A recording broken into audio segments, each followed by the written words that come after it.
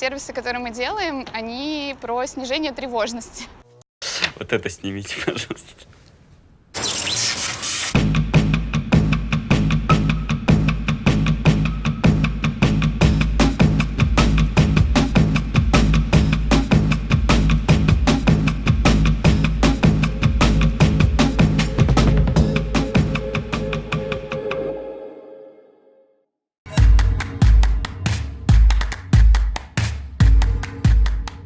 Мне кажется, карта — это отличный способ рассказать историю. Если ты пешеход, то город для тебя — это какая-то территория на районе. Если у тебя использование метрополитена, ты помещаешься в телепортационную будку, где-то выныриваешь, у тебя точно так же, как в «Героях», постепенно начинает территория из темноты превращаться в карту. Географические сервисы хорошо знают про то, как люди в массе перемещаются по городам.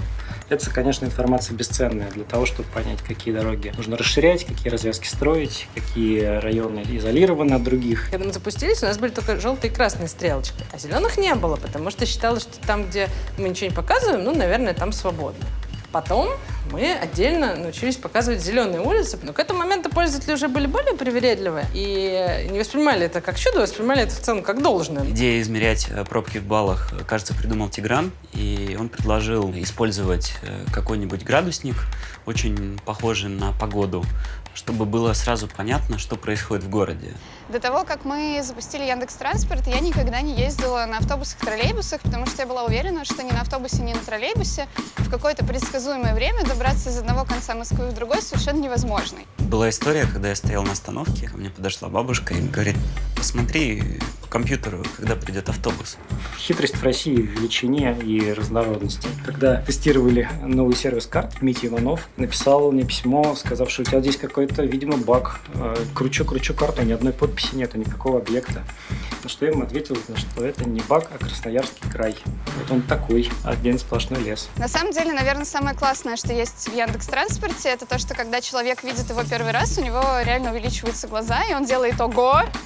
и говорит: нет, это реально магия. Мне искренне жаль людей, которые тратят по несколько часов в день, стоя в пробках. Но, так или иначе, весь 20 век был веком автомобиля. Не стоит ожидать, что буквально через 5-10 лет автомобили исчезнут. Просто трансформируются способы перемещения. Беспилотные автомобили все изменит еще раз. Все будет совсем не так. И не только сервисы изменятся, не только карта изменится, жизнь поменяется так, что мы не будем ее узнавать. Когда человек стоит на остановке, и его автобуса нет, и на улице минус 25, будем честны, он не то чтобы очень много вещей может сделать, чтобы себе помочь. Мы не увидим карт в виде изображений, не будет распечаток, не будет красивых картинок. Будет просто совет: поверни направо, потому что уже пора. Ты сможешь сесть на пассажирское сиденье к твоему соседу, который едет на работу туда же, куда едешь ты. Ты сможешь сесть на велосипед, который стоит рядом с тобой. Ты можешь сесть в машину каршеринга, если у тебя есть права, и поехать на ней. Люди быстро привыкают к сервису, который уже получили, и начинают ожидать следующего уровня развития. И наш любимый пример – это один из наших разработчиков, который все время говорит о том, что ему не нужно знать, где кафе в окрестности, ему нужно знать, где поесть сырников со сметаной в воскресенье утром. И нужно быть в состоянии гнаться за этими ожиданиями, их предвосхищать и выполнять.